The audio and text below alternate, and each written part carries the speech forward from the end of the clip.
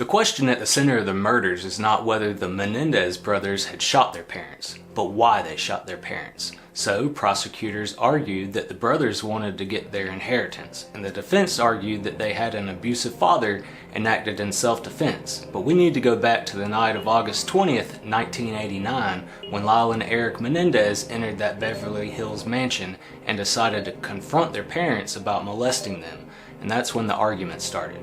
But Lyle and Erik thought things were getting so bad that their parents were going to kill them. So, they ran upstairs, grabbed their shotguns, and loaded them as fast as they could, thinking their own dad was going to kill them. But their dad didn't get his gun, and instead, José and Kitty were still in their living room when Erik and Lyle returned, and that's when they decided to shoot their mom and dad.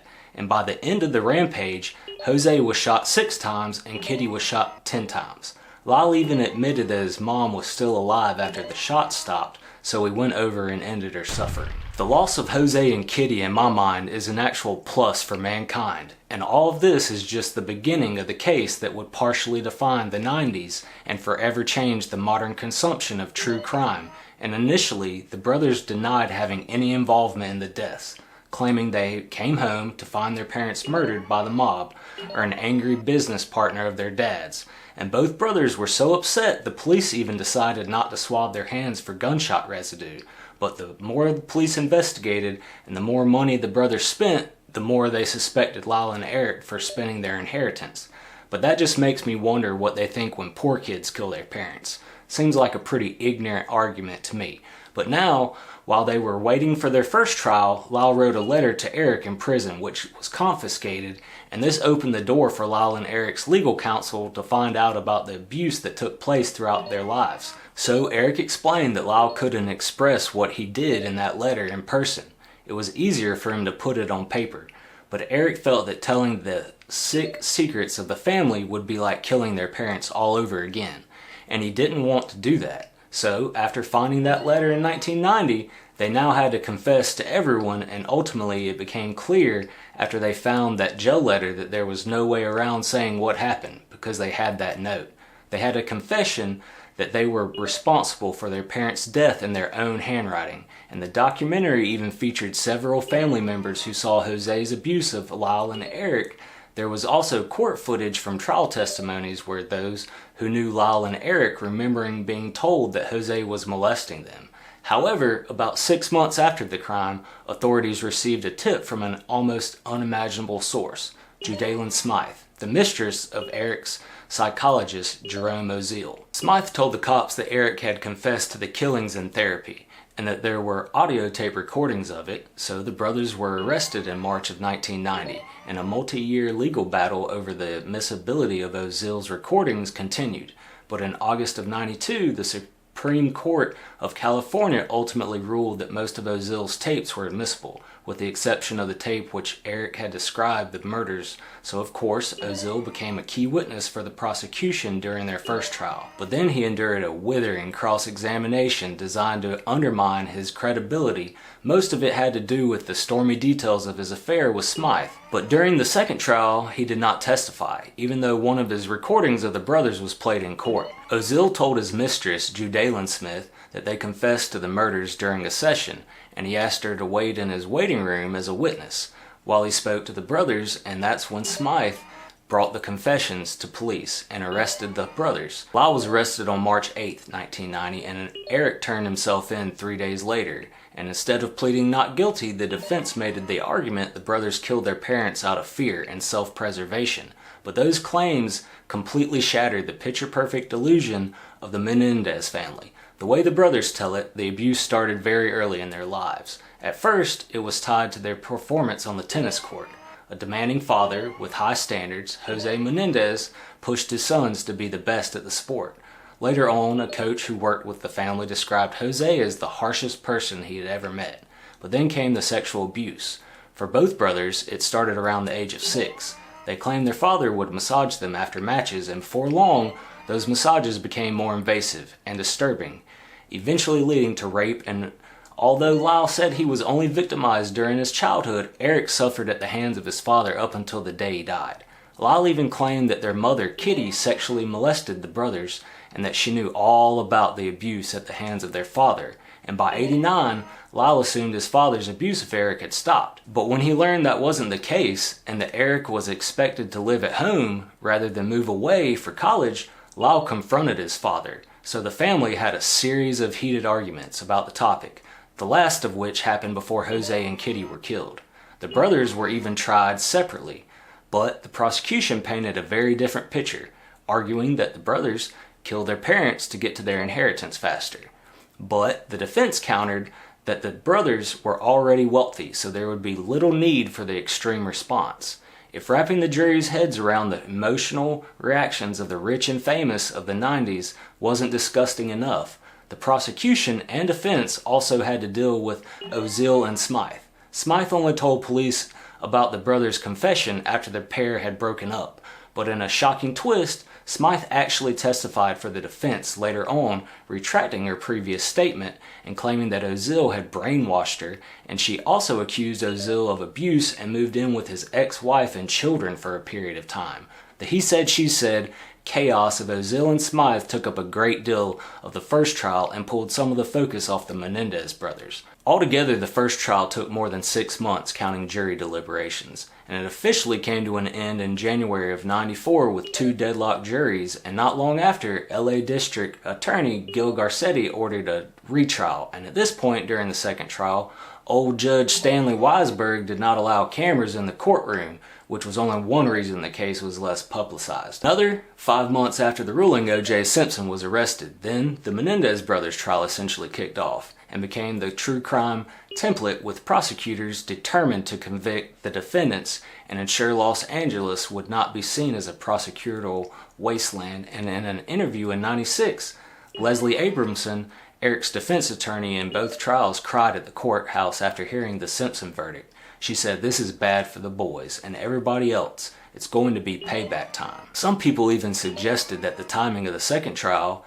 given that O.J. had just been acquitted, is responsible for the different approach taken by the prosecution and the judge. Prosecutors argued there was no evidence of the alleged molestation, and the judge excluded abuse evidence from the second trial, even though there were witnesses who testified in the first trial along with Lyle and Erik. But they got washed in the wake of that when the judge said, well, Erik and Lyle are not women, so the battered women syndrome doesn't apply here, and all that trauma is not relevant and is not allowed in the second trial. To me, that sounds exactly like what a California or New York judge would say. Boys who are victims of sexual abuse and assault face additional challenges because those types of cases are less common and often less acknowledged, with those same difficulties being even greater decades ago. When victims don't behave or look like we expect them to behave or look, we tend to find them not credible, and boys don't really fit into the popular understanding of who's a victim of abuse. Not being believed from the beginning can be one of the most damaging experiences for a survivor. But on February 2nd, 1996, the jury convicted both brothers of first-degree murder, and they received life sentences without the possibility of parole. The verdict highlighted the complexity of the case and the alternating views on justice and mental health issues in the context of violent crime. The second jury convicted the brothers because they saw a completely different trial that was engineered to guarantee murder verdicts, and to show them so much less makes it not fair to the brothers or the integrity of the case. You don't go from a hung jury to a unanimous 12-0 verdict. Now, many argue that the brothers who say their father sexually abused them for years took the lives of their parents to save their own. But how likely is it that the brothers will be released from prison anytime soon? Here's a look at the evidence and what could happen next. In the years that followed their conviction, the brothers filed multiple appeals, all of which were denied, but they have recently renewed their efforts that might be gaining traction. The Menendez brothers' new attorney, Mark Garagos, and Cliff Gardner write that the new evidence not only shows that José Menendez was very much a violent and brutal man who could sexually abuse children, but it strongly suggests that in fact he was still abusing Erik Menendez as late as December 1988, just as the defense had argued all along. The attorneys also cited allegations that surfaced last month in a Peacock documentary series where Roy Rosario, a former member of the boy band Menudo, that José Menendez drugged and sexually assaulted him when he was about 14 years old during a visit to the Menendez home in New Jersey in the 80s, when José Menendez was an executive at RCA Records, which had signed Menudo to a record recording contract. The Menendez brothers' attorney even argued that the new evidence warrants reopening the case, saying it establishes a prima facie case for relief, so to resolve this case, jurors had to decide a single, critical question. Was Jose Menendez molesting his sons? Jurors making this determination did not know of Erik's letter to his cousin Andy, and they did not know that Jose Menendez had previously raped a 14-year-old boy. That letter Erik wrote in '88 to Andy, his cousin, discusses the ongoing molestation at the hands of his father, is among the evidence submitted to the filing. Erik wrote in the letter, "I don't know I'll make it through this," just 8 months before the murders, and at an October press conference, Gascon said he is keeping an open mind and plans to give the judge a non-binding formal opinion on the case, but ultimately any decision on the case will be made by the judge, and not Gascon. But Mark Garagos, who represents the brothers, is cautiously optimistic that they will be freed, and I personally think it will never happen. California is the equal and exact opposite of equal and fair. That state couldn't even spell fair, much less equal or equality. Also included in the petition is a 2023 affidavit filed by Menudo singer Roy Rosello, who claimed Jose raped him as a young teen. Acknowledging that the brothers were clearly the murderers, Gascon said his office had a moral and an ethical obligation to review what is being presented to them and to determine if such evidence could have swayed jurors away from first-degree murder convictions. I wonder if he'd still feel that way if there was an election coming up, which he actually just lost. If the state grants their petition, the earlier murder convictions would be vacated, but that does not necessarily mean the brothers would walk free. The state would still have the option to retry the case, but there's no definitive timeline for the case to be resolved. Since their incarceration in 1990, the brothers have had good disciplinary records behind bars. Prosecutors are also evaluating if the men who have been in prison longer than they have been free are rehabilitated. A decision would be made based on their current behavior at the Donovan Correctional Facility in San Diego, California, where Erik and Lyle are now both housed in the same cell block. If the district attorney's office believes that the Menendez brothers have been rehabilitated, then prosecutors can ask the court to re-sentence the brothers, which means they could be sentenced to less time, given a new trial, or they could walk out. Those are all options. They will evaluate all of it, but they're not sure yet which direction that it will go. The likelihood that the brothers could be released from prison is a long shot.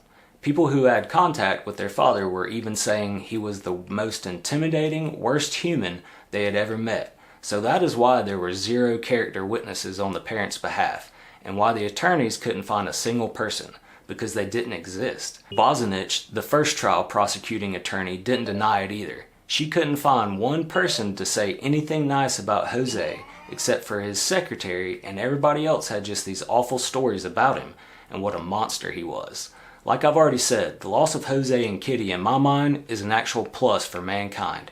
Even Kitty's sister, who was interviewed for the documentary, chose Erik and Lyle's side, even attending the press conference for their release. She admitted that she believes Erik and Lyle's claims that Jose was abusing them and thinks Kitty knew and did nothing about it. The fact that they didn't just have a dad that was doing this, but a mother that knew about it and didn't help them, how demoralizing to know that one man with power can undermine decades of progress in shedding light on childhood trauma. Violence is never the answer, never a solution, and it's always tragic. I hope it's never forgotten that violence against a child creates 1,000 horrific and silent crime scenes, darkly shadowed behind glitter and glamour, rarely exposed by the media until tragedy penetrates everyone involved. I do worry, and I think it's important that the seriousness of his crime not be minimized or diminished. Erik said in the documentary before admitting he still felt guilty and he couldn't live with what he did. He couldn't. He wanted to die. Every aspect of this tragedy was his fault. Lyle noted that he has blamed himself as well. He never could escape that night. It just floods back into his mind. It's such a complex story, and at some point it doesn't matter who is right or who is wrong. It was a real tragedy, and we have to learn something about this tragedy. We can learn something about society, about raising children, about justice, in order to avoid these kinds of things happening again. Of course, there are still stories like this, and there will be stories like this in the future, but we can learn something to make this world a better place. Thanks for watching.